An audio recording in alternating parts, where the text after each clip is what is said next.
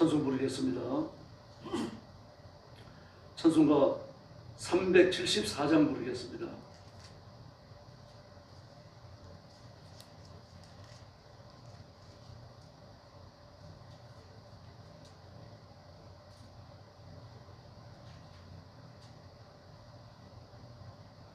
(374장입니다)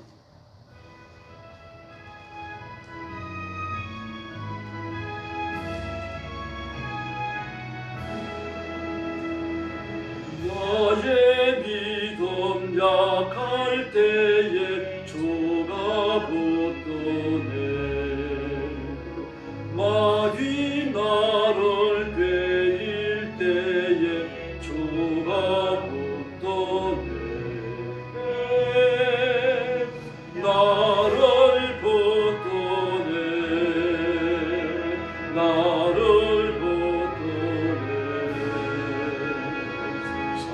사랑하는 나의 주 나를 붙드네. 버리고 주 아니면 서지 못하네. 나의 사랑 식을 때에 주가 붙드네. 나를 붙드네. 나를 붙드네.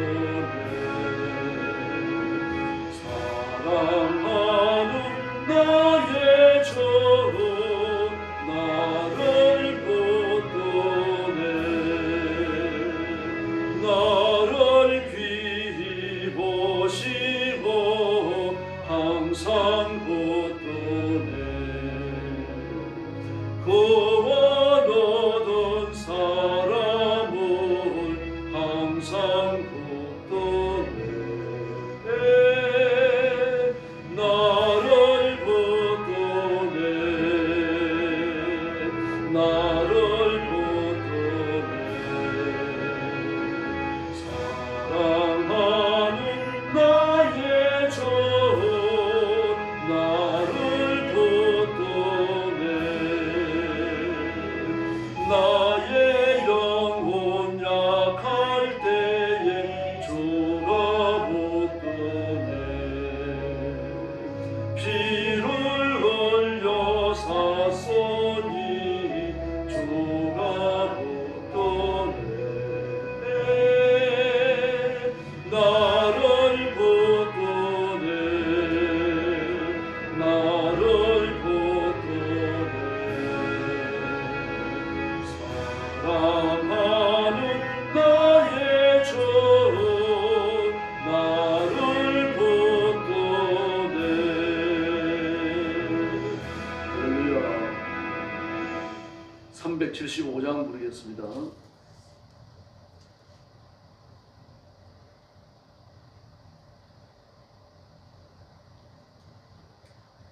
(375장입니다)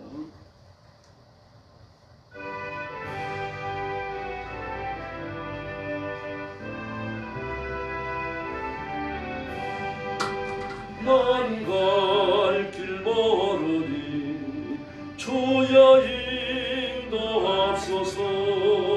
어디 가야 좋을지 나를 인도하소서. 어디 가야 좋을지 나를 인도하소서. 아무것도 모르니 나를 가르치소서. 어찌해야 좋을지 나를 가르치소서. 어찌해야 좋을지 나를 가르치소서. 아이같이 어리니 나를 도와주소서. 힘도 없고 약하니 나를 도와주소서. 힘도 없고 약하니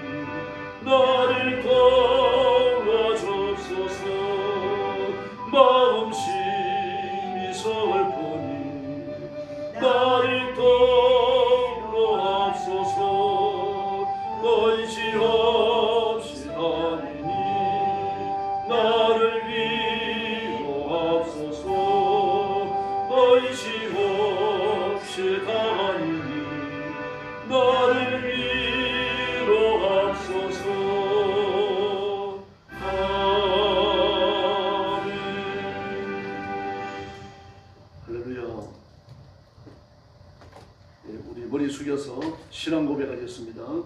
나는 전능하신 아버지 하나님 천지의 창조주를 믿습니다.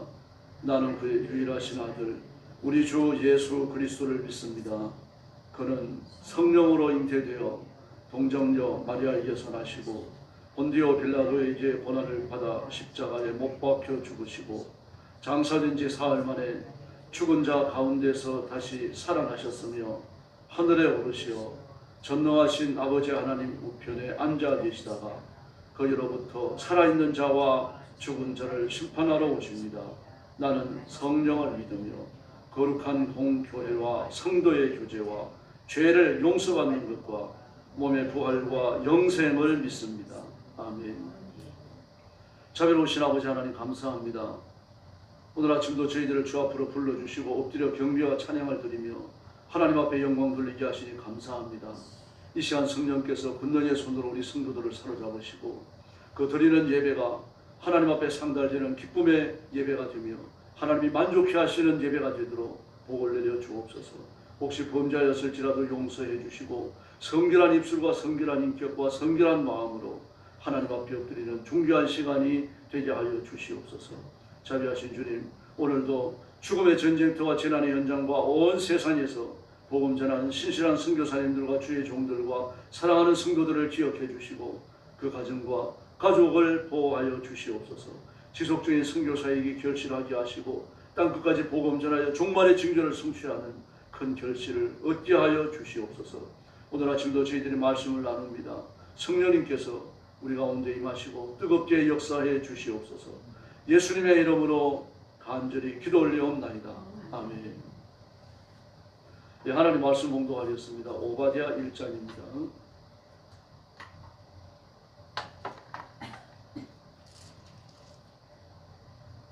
오바댜 1장 1절 말씀부터 제가 먼저 봅니다. 주 여호와께서 에돔에 대하여 이와 같이 말씀하시니라. 우리가 여호와께로 말미암아 소식을 들었나니 그 사자가 나라들 가운데에 보내심을 받고 이르기를 너희는 일어날지어다. 우리가 일어나서 그와 싸우자 하는 것이라. 보라, 내가 너를 나라들 가운데에 매우 작게 하였으므로 내가 크게 멸시를 받느니라. 너의 마음이 교만이 너를 속였도다. 바위 틈에 거주하며 본 곳에 사는 자여, 내가 마음에 이르기를 누가 너희 나를 땅에 끌어내리겠느냐 하니, 내가 독수리처럼 높이 오르며 별 사이에 깃들일지라도 내가 거기서 너를 끌어내리리라. 여호와의 말씀입니다. 혹시 도둑이 내게 이르렀으며 강도가 한밤중에 내게 이르렀을지라도 만족할 만큼 훔치면 그치지 아니하겠느냐. 혹시 포도를 따는 자가 내게 이르렀을지라도 그것을 얼마쯤 남기지 아니하겠느냐. 내가 어찌 그리 망하였는고. 에서가 어찌 그리 수탈되었으며 그 감춘 보물이 어찌 그리 빼앗겼는고. 너와 약조한 모든 자들이 다 너를 쫓아 변경에 이르게 하며 너와 화목하는 자들이 너를 속여 이기며 내 먹을 것을 먹는 자들이 내 아래에 함정을 타니 내 마음에 지각이 없음이로다. 여호와의 말씀이니라. 그날에 내가 에돔에서 지혜 있는 자를 멸하며 에서의 산에서 지각 있는 자를 멸하지 아니하겠느냐. 그만한 내 용사들이 놀랄 것이라. 이로 말미암아 에서의 산에 있는 사람은 다 죽임을 당하며 멸절되리라. 내가 내 형제 야곱에게 행한 포악으로 말미암아 부끄러움을 당하고 영원히 멸절되리라. 그가 멀리 섰던 날 곧 이방인이 그의 재물을 빼앗아 가며 외국인이 그의 성문에 들어가서 예루살렘을 얻기 위하여 제비 뽑던 날에 너도 그들 중 한 사람 합하느니라. 내가 형제의 날 곧 그 재앙의 날에 방관할 것이 아니며 유다 자손이 패망하는 날에 기뻐할 것이 아니며 그 고난의 날에 내가 이를 크게 벌릴 것이 아니며 내 백성이 환난을 당하는 날에 내가 그 성문에 들어가지 않을 것이며 환난을 당하는 날에 내가 그 고난을 방관하지 않을 것이며 환난을 당하는 날에 내가 그 재물에 손을 대지 않을 것이며 내 거리에 서서 그 도망하는 자를 막지 않을 것이며 고난의 날에 그 남은 자를 원수에게 넘기지 않을 것이니라. 여호와께서 만국을 벌할 날이 가까웠나니 내가 행한 대로 너도 받을 것인즉 내가 행한 것이 내 머리로 돌아갈 것이라. 너희가 내 성산에서 마신 것 같이 만국이 항상 마시리니 곧 마시고 삼켜서 본래 없던 것 같이 되리라. 오직 시온산에서 피할 자가 있으리니 그 산이 거룩할 것이요 야곱 족속은 자기 기업을 누릴 것이며 야곱 족속은 불이 될 것이며 요셉 족속은 불꽃이 될 것이요 에서 족속은 지푸라기가 될 것이라. 그들이 그들 위에 붙어서 그들을 불사를 것인즉 에서 족속에 남은 자가 없으리니 여호와께서 말씀하셨습니다. 그들이 네겝과 에서의 상과 평지와 블레셋을 얻을 것이요 또 그들이 에브라임의 들과 사마리아의 들을 얻을 것이며 베냐민은 길르앗을 얻을 것이며 사로잡혔던 이스라엘의 많은 자손은 가나안 사람에게 속한 이 땅을 사르밧까지 얻을 것이며 예루살렘에서 사로잡혔던 자들 곧 스바랏에 있는 자들은 네겝의 성읍들을 얻을 것입니다. 21절 같이 봅니다. 구원받은 자들이 시온산에 올라와서 에서의 산을 심판하리니 나라가 여호와께 속하리라. 아멘. 오바댜는 에돔의 파멸에 대해서 선고합니다. 그러나 에돔은 심판을 받고 파멸하지만 이스라엘은 회복되어집니다. 오바댜는 구약에서 가장 짧은 책입니다. 21절로 되어져 있죠. 물론 이제 더 짧은 때도 있습니다만 그 장이죠. 시편 117편 같은 경우는 석절로 된 거예요. 굉장히 짧습니다. 그러나 책 전체가 한 장으로 된 건 오바댜밖에 없습니다. 구약이었어요. 그럼에도 불구하고 그 내용 자체가 하나님의 심판과 구원에 관한 일목요연한 교훈을 주고 있습니다. 1절 말씀에 보니까 에돔에 대하여 그렇게 말합니다. 에돔은 에서의 후손들이잖아요. 그러므로 아브라함의 직계이고 하나님을 믿는 믿음으로 출발했습니다. 그러므로 에돔 사람들 중에서도 신앙을 가진 사람이 적지 않다고 봐야 되겠죠. 그런데 우리가 역사적인 기록을 보면요, 성경에 나타난 역사의 기록으로 에돔은 아주 방자합니다. 교만하고 이스라엘 백성들에 대해서 적대적 행위를 했죠.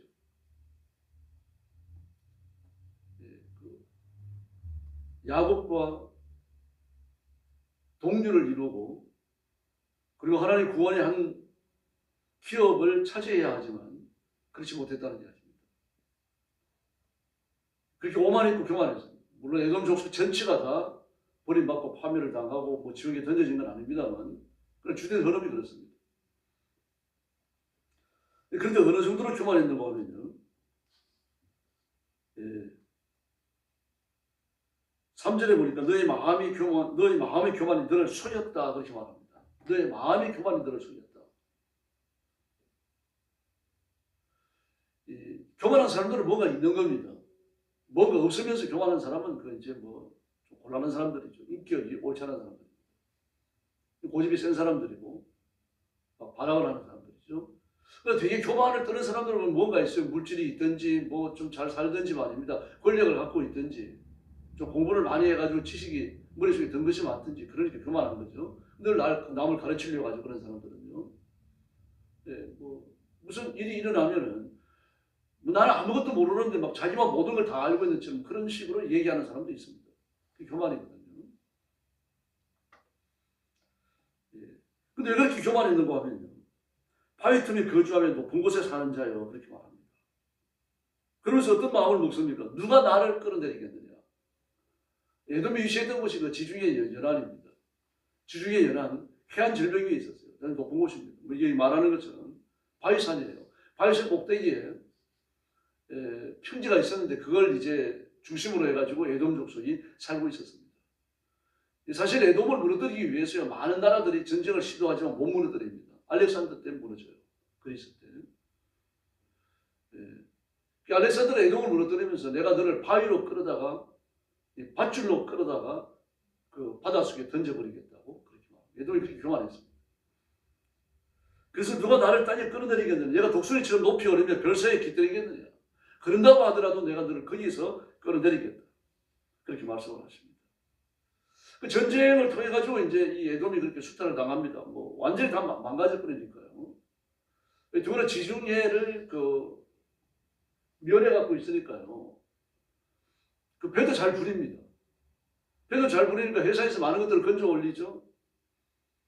그리고 또 이 발사 꼭대기에 터전을 잡고 있으니까 누가 함부로 침입하지 못하죠. 뭐 그런 대로 물질과 백성들의 평안과 안정이 균형을 이루는 거죠. 백성들이 평안하고 물질이 많으면 군사가 강해지는 겁니다. 그 군사력도 쉽지 않은 거죠. 그래서 이제 북왕국을 도와가지고 남왕국 유다를 치는데 에돔이 많이 부역이 되었었습니다. 부역을 했었어요. 이제 그런 말씀도 나옵니다. 그렇게 교만했던 겁니다. 하나님께서 나를 어떻게 변화시켰느냐. 그렇게 많은 제국들이 지나갔음에도 불구하고 우리는 망하지 않아. 그런 오만한 마음을 가지고 있는 거죠. 근데 알렉산더 때 완전히 망하는데 어느 정도로 망하는가 하면은 밤에 혹시 도둑이 들었을지라도 만족할 만큼 훔치면 그냥 가지 않겠느냐. 집안에 있는 걸 깡그리 가져가지 않는다는 얘기입니다. 포도원을 훔치러 오는 사람이 있었다고 그럽니다. 뭐 우리나라도 보면은 뭐 요즘은 그런 사람이 없을 때도 그 CCTV가 많으니까 뭐 이제 신혼 살림이 들어온다 그러면은 그 낮에 이제 이사를 오니까 사람들은 동네 사람들하고 같이 있질 않잖아요. 근데 낮에 이제 출근하고 나면은 출근한 시간을 잘 이렇게 킵해 놨다가 한두 시간쯤 지난 다음에 트럭을 갖고 와가지고 신혼 살림을 몽땅 훔쳐가는 그런 일들이 자주 있었어요. 그런 식으로 유대에는요, 이 포도원을 와가지고 훔치는 그런 사람들이 있었습니다. 포도가 다 익고 나면 와가지고 오히려 따가지고 가는 거죠. 근데 그렇게 포도원에 와서 포도를 훔치는 사람이 있다고 하더라도 이 사람들 혼자 오겠습니까? 그 사람들 끌고 오는 거죠. 일당을 주고 사람들 끌고 와가지고 그렇게 포도를 훔쳐 가더라도 그렇게 발갛게 따가지고 갈 수 있겠느냐? 일부러 남겨놓지 않겠느냐? 그런데 에돔은요, 완전히 망한다는 거예요. 그야말로 돌 위에 돌 하나 남지 않냐. 완전히 무너지고 완전히 망한다. 그래서 5절 하반절을 보니까 내가 어찌 그리 망하였는고. 내가 어찌 그리 망하였는고. 어찌 그렇게 수탈되었는고. 감춘 보물이 어찌 그렇게 완전히 빼앗겨가지고 아무것도 남은 게 없느냐. 그렇게 말합니다. 그리고 7절 말씀에 보면 너와 약조한 자들이 너를 쫓아와가지고 병쟁이 이러며 너 화목한 자들이 너를 속이고 너를 이기고 먹을 것을 먹는 자들은 야의 함정을 보고 내 마음에 치가 없기 때문에 이렇게 에돔이 그 강한 군사력을 가지고서 백성들이 평안히 잘 살고 돈도 많고 이러니까 말입니다. 그 주변에서 아무 들고 아양 뜨는 사람들이 많았다는 이야기죠. 그런 국가들이 꽤 있었다는 얘기입니다. 그런데 이제 에돔이 망할 때가 되어지니까 그런 국가들이 등을 돌리는 겁니다. 그리고 에돔을 약탈하는 그 군사의 무리에 합류해가지고 에돔을 말갛게 벗기는데 정말 더 이상 가져갈 것이 없을 정도로 에돔을 그렇게 멸망시켜 놓는다는 얘기입니다. 무섭죠, 그러니까요. 근데 그들이 전부 다 어떻게 합니까? 너와 화목하던 자들이 너를 속여서 이기고 내 안에 함정을 파고 뭐 이래도 모르는 거죠. 왜 그렇습니까? 마음에 지각이 없기 때문이라고 말해요. 뭐 지금까지 와갖고 나한테 잘 보이려고 알라 그러던 사람이 나를 이렇게 해칠 수 있겠느냐 이런 생각을 한 거죠. 이렇게 잘 사는 나라가 무너지면 얻어먹을 게 많습니다. 떨어지는 게 많잖아요. 그러므로 그 크고 작은 그런 나라들이 달려들어가지고 수탈을 하는 겁니다. 말갛게 웃겨보는 거죠. 그래서 하나님께서 에돔에서 지혜 있는 자를 멸하고 에서의 산에서 지각 있는 자를 멸한다. 지혜 있는 자, 지각 있는 자를 멸하고 나면 그 다음에 누가 남습니까? 무지렁이 서민이 남는 거죠. 이 사람들은 살아있어 봐야 국가를 세울 수 없는 거죠. 사회를 구성할 수 없는 겁니다. 하나의 떠도는 민족이 될 수밖에 없는 겁니다. 그래서 어쩜 망해도 이렇게 망할 수 있을까? 에돔 사람들이 자기들을 바라보더라도 구절에 나오는 것처럼 다 놀라는 겁니다. 어떻게 망해도 이렇게 망할 수가 있을까? 아무리 전쟁이 일어난다고 한들 이렇게 짓밟힐 수 있을까? 이런다는 거예요. 그런데 에돔에 죄가 있습니다. 교만했는데 교만할 뿐만 아니라 10절 이하의 말씀에 보니까 뭐라 그럽니까? 내가 멀리 섰던 날 곧 이방인이 그의 재물을 빼앗아가며 외국인이 그의 성문에 들어가 예루살렘을 얻기 위하여 제비 뽑던 날에 너도 그들 중에 한 사람이다. 그럼 무슨 동맹이 일어난 것이 아닙니다. 지금요. 에돔이 다른 국가가 예루살렘을 칠 때 동맹군으로 온 것이 아니라 다른 국가가 들어와서 예루살렘을 치니까 이 침략군을 방어하기 위해 가지고 모든 군사를 거기에 데려갈 거 아닙니까? 거리로 배치할 거 아니에요. 그러면요. 다른 도시나 다른 국경 지역은요. 경계가 허술할 수밖에 없는 거죠. 그런 데를 치는 겁니다. 아주 비겁했어요. 그러니까요. 막 전쟁이 일어나가지고 죽을 둥 살 둥 모르고 주력 부대를 대항하여 싸우고 있는데 에돔은 그런 나라를 쳐들어가가지고 도시 하나 불태우고 사람을 사로잡고 그리고 추수물수를 빼앗고 그리고 돌아가는 겁니다. 전면 전쟁이 아니니까 이들을 대항할 수가 없는 거죠. 그러니까 아주 비겁했습니다. 그래서 12절에 보니까요. 내가 형제의 날 곧 그 재앙의 날에 방관할 것이 아니며 그렇게 말합니다. 유다가 패망했는데 기뻐할 것이 아니며 고난의 날에 내가 입을 크게 벌릴 것이 아니며 입을 왜 크게 벌립니까? 웃느라고. 예루살렘이 전쟁에서 망하고 이스라엘 백성들이 노략질을 당하고 나라가 불타니까 말입니다. 막 박장대소를 하면서 손뼉을 치고 말입니다. 기뻐하면서 그런다는 이야기입니다. 하나님 그 죄에 대하여 벌하시겠다는 이야기입니다. 그러나 15절 이하의 말씀을 보니까요, 이렇게 만국이 벌할 때 너도 그 패망의 고배를 마시게 되는데, 그러나 17절에 시온산에 피할 자가 있으리라. 시온은 예루살렘에서 남서쪽으로 몇십 킬로까지 떨어지지 않았어요. 좀 떨어진 곳입니다. 시온산 위에 하나님의 성전이 지어졌다 그러는데 그렇게 말하기 어렵습니다. 시온산이 예루살렘의 일부인 건 맞아요. 그래서 하나님께서 시온산을 구약부터 신약까지 쭉 살펴보면은, 제가 설교 준비를 하고 있습니다만 시온에 대해서 한번 설교했었어요. 근데 자료를 좀 더 보강해가지고 한번 더 할 겁니다. 이게 하나님 나라의 시온과 땅의 시온을 일치시키고 있습니다. 하나님 나라의 성전과 시온산의 성전을 일치시키고 있는 거죠. 그러니까 시온산과 예루살렘과 하나님의 성전을 세 개로 묶어가지고 하나로 봅니다. 성경은. 그래서 시온에서 피할 자가 있다. 하나님의 보호를 받고 하나님의 은혜를 받고 그 거룩한 산에서 피할 자가 있고, 야곱이 거기서 기업을 누린다라고 말합니다. 야곱이라고 말했죠. 에서라고 말하고 야곱이라고 말하면 둘을 대립시키고 있습니다. 이렇게 에서와 에서의 자손은 철저히 망하지만 야곱과 야곱의 자손은 하나님의 손 안에서 보호를 받고 은혜를 입을 줄로 믿습니다. 이 더구나 18절 말씀을 보면 무서운 말이 나옵니다. 야곱 족속은 불이 되고 그 에돔 족속은 섭이 된다고 말해요. 그러니 그 집단에 섭 한 단 갖다 놓고 불 붙여놓고 혼란 타버리잖아요. 금방 타잖아요. 그렇게 파멸의 심판이 예고되어집니다. 그러나 이스라엘 백성들은 사로잡힌 땅에서 전부 다 시온으로 되돌아옵니다. 되돌아와서 하나님 앞에 시온산을 하나님의 나라로 생각하고 거기서 하나님 앞에 경배를 올리고, 그리고 심판을 피한 시온산에서 하나님을 섬기겠다라고 말하고 있습니다. 지금 우리가 이렇게 되어져 있는 거죠. 우리가 시온산에 피한 사로잡혔던 땅에서 돌아온 야곱의 후손들입니다. 마귀의 소나기에서, 마귀의 올무에서, 마귀의 그 갈피에서 말이죠. 하나님이 저와 여러분을 불러주셨고, 그리고 하나님을 섬기는 교회당 안에서 하나님을 섬기는 내가 있는 어디선지 간에 하나님 나와 함께 계시며 거기가 시온이 되게 하신 줄로 믿습니다. 오늘 여러분이 근무하는 그 장소가, 일하는 그 장소가, 여러분의 가정이, 여러분이 있는 거기가 바로 시온입니다. 하나님이 함께 계시며 성령님께서 인도자가 되어주시며 예수님께서 구주가 되셔서 손붙들고 계십니다.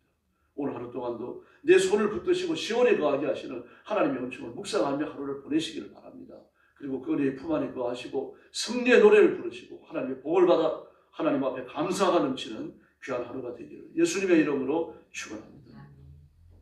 자비로우신 아버지 하나님 감사합니다. 오늘 아침도 저희들을 주 앞으로 불러주시고 엎드려 경배와 찬양을 바치며 하나님 앞에 영광 돌리게 하시니 감사합니다. 이 시간 주의 성령님께서 능력과 권능으로 임하여 주시고 사랑하는 성도들을 만져주시고 신령한 은혜와 능력과 권능을 더 주시고 하나님 손에 붙들려 하나님 앞에 복받는 하루가 되도록, 또 귀한 새벽이 되도록 우리 하나님 역사하여 주시옵소서. 그 마음속에 하나님을 향하는 간절한 마음을 주시고 은혜 받고자 하는 소원을 허락해 주시기를 간절히 원합니다.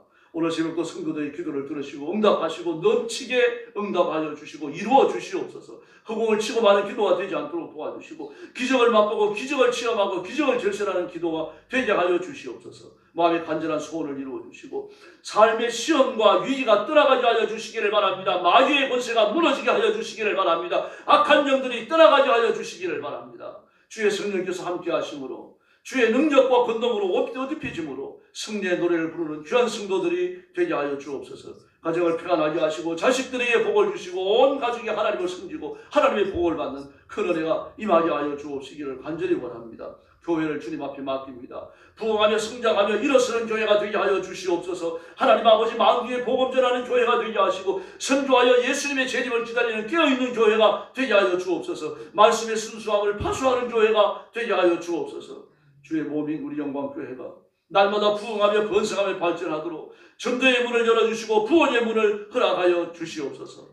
나라와 민족을 주님 앞에 맡깁니다. 윤석열 대통령을 지켜주시고 온 정치인들이 자신의 욕심을 내려놓고 나라와 민족의 부강함과 번성을 위해서 몸이 부서지도록 일하도록 주님께서 역사해 주옵시기를 간절히 원합니다. 공산주의를 하고자 하는 사람들의 어떤 생각이나 계획도 성사되지 못하게 하여 주시기를 바랍니다. 하나님이 다스리시며 하나님의 복 주시는 우리 민족이 되게 하여 주시옵소서. 오늘도 기도할 때에 하늘문을 열어주시기를 원하오며 예수님의 이름으로 간절히 기도 올려옵나이다. 아멘. 주기도 드리겠습니다. 하늘에 계신 우리 아버지, 아버지의 이름을 거룩하게 하시며 아버지의 나라가 오게 하시며 아버지의 뜻이 하늘에서와 같이 땅에서도 이루어지게 하소서. 오늘 우리에게 일용할 양식을 주시고 우리가 우리에게 잘못한 사람을 용서하여 준 것 같이 우리 죄를 용서하여 주시고 우리를 시험에 빠지지 않게 하시고 악에서 구하소서. 나라와 권능과 영광이 영원히 아버지의 것입니다. 아멘. 합심 기도하겠습니다. 자비하신 하나님 아버지 은혜를 감사합니다. 오늘 아침도 저희를 주 앞으로 불러주시고 기도합니다. 하나님 앞에 찬양하며 영광 돌리게 하시니 감사합니다. 자비하신 하나님 아버지, 하나님 앞에